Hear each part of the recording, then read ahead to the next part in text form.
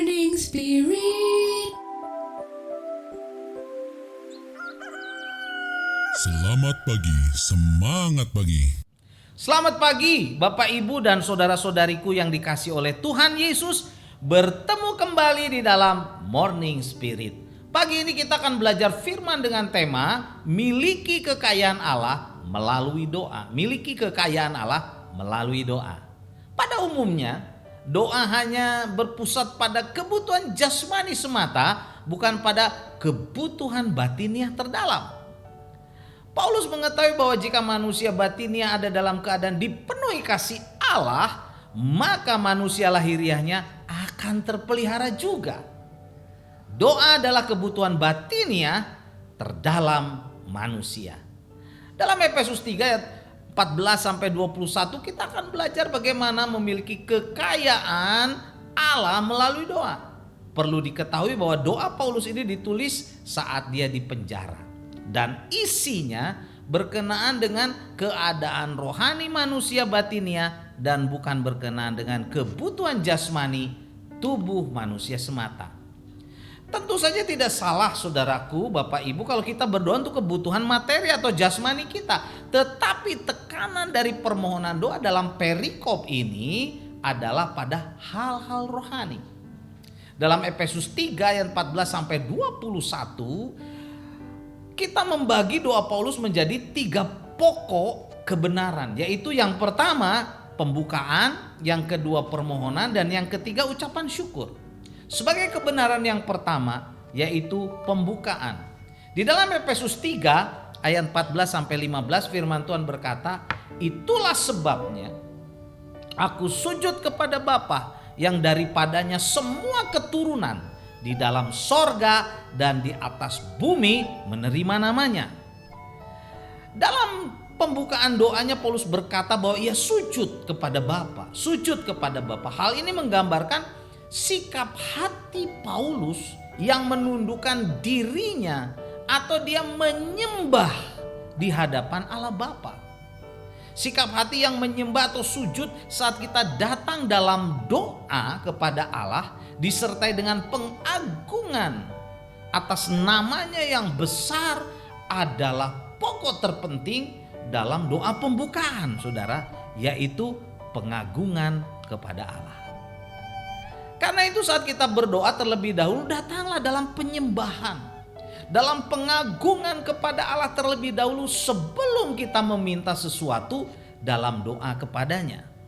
Penyembahan dan pengagungan kita adalah sikap hati yang terarah, saudara, kepada Allah sebagai pengakuan kita atas otoritas dari kuasa Allah yang adalah sumber segala sesuatu, sumber segala berkat, saudara. Itulah yang pertama.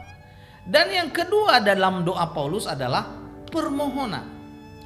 Ditulis dalam Efesus 3 ayat 16-19 firman Tuhan berkata, "Aku berdoa supaya Tuhan menurut kekayaan kemuliaannya menguatkan dan meneguhkan kamu oleh rohnya di dalam batinmu, sehingga oleh imanmu Kristus diam di dalam hatimu dan kamu berakar serta berdasar di dalam kasih. Aku berdoa supaya kamu bersama-sama dengan segala orang kudus dapat memahami betapa lebarnya dan panjangnya dan tingginya dan dalamnya kasih Kristus, dan dapat mengenal kasih itu sekalipun ia melampaui segala pengetahuan. Aku berdoa," kata Paulus, "supaya kamu dipenuhi di dalam seluruh kepenuhan Allah." Jadi ada 3 permintaan Paulus dalam doanya ini, yaitu kekuatan dan peneguhan, dan yang kedua pengertian, dan yang ketiga adalah kepenuhan. Tetapi masing-masing permintaan itu tidak boleh dianggap sebagai sesuatu yang terpisah atau berdiri sendiri. Dalam doa Paulus satu permintaan berkaitan dengan permintaan yang berikutnya dan seterusnya. Paulus berdoa kiranya batin manusia memiliki kekuatan rohani yang selanjutnya akan membawa orang kepada suatu pengalaman yang lebih dalam lagi dengan Kristus, saudara. Pengalaman yang lebih dalam ini akan memungkinkan mereka untuk memahami kasih Allah yang teramat besar, sehingga menyebabkan mereka dipenuhi di dalam seluruh kepenuhan Allah. Oleh karena itu Paulus berdoa meminta, saudara, untuk jemaat di Efesus. Yang pertama, kekuatan dan peneguhan.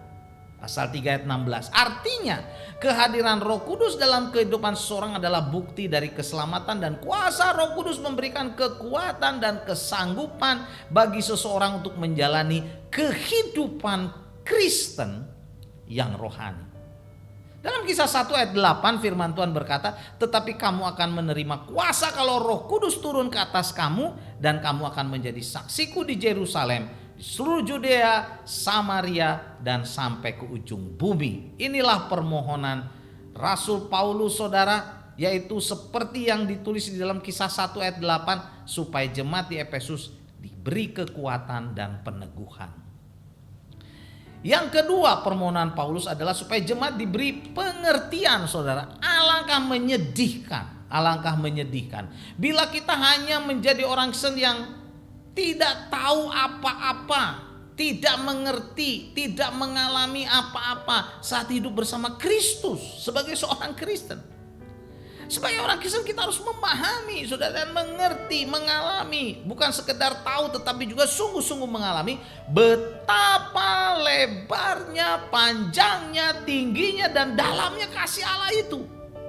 Doa Paulus, saudara, harus sungguh-sungguh terjadi dalam hidup kita sebagai orang Kristen. Karena saat kita mengalami betapa lebarnya dan panjangnya dan tingginya dan dalamnya kasih Kristus itu, kasih Allah itu, hidup kita akan sangat diberkati, dikuatkan, penuh dengan sukacita dan kebahagiaan, dan kita dapat dipakai menjadi saksi Tuhan yang efektif, saudara. Dan kemudian yang ketiga doa Paulus di ayat 19b adalah supaya jemaat Efesus mendapatkan kepenuhan. Dalam bahasa Yunaninya eis, dipenuhi dalam, saudara. Jadi berbarengan dengan hal di atas, yaitu kekuatan dan peneguhan serta pengertian, kita dipanggil untuk semakin maju sehingga kita semakin dipenuhi dalam seluruh kepenuhan Allah. 1 Yohanes 2 ayat 6 berkata, barang siapa mengatakan bahwa ia ada di dalam Dia, di dalam Yesus, ia wajib hidup sama seperti Kristus telah hidup.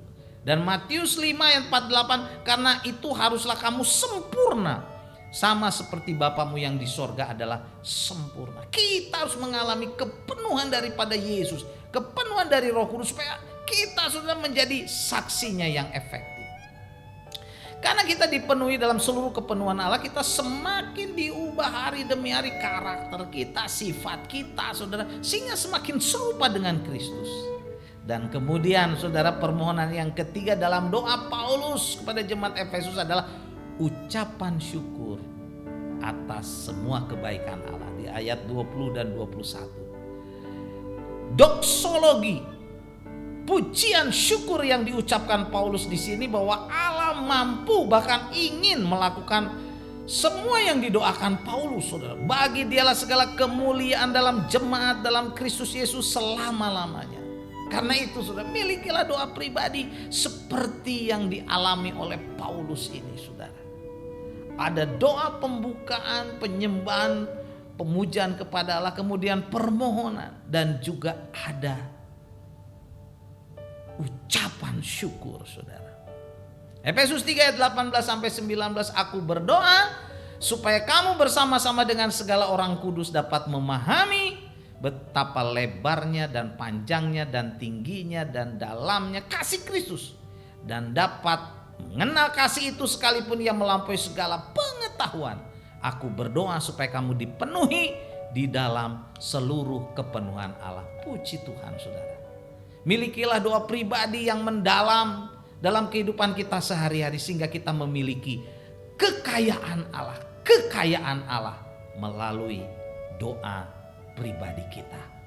Bahwa kasih Allah itu, saudara, kita pahami betapa lebarnya, panjangnya, tingginya, dan dalamnya kasih Kristus, kasih Allah kepada kita. Amin. Mari kita berdoa. Terima kasih Tuhan, biarlah kami melalui doa pribadi mengalami kekayaan, pengenalan akan Allah yang lebih lagi. Dalam nama Tuhan Yesus kami berdoa. Amin. Amin. Bapak, Ibu, dan saudara-saudariku yang dikasih oleh Tuhan Yesus, kalau kita diberkati oleh Morning Spirit ini, silakan klik like, subscribe, bunyikan loncengnya, dan bagikan kepada banyak orang. Sampai bertemu dalam Morning Spirit selanjutnya. Morning Spirit.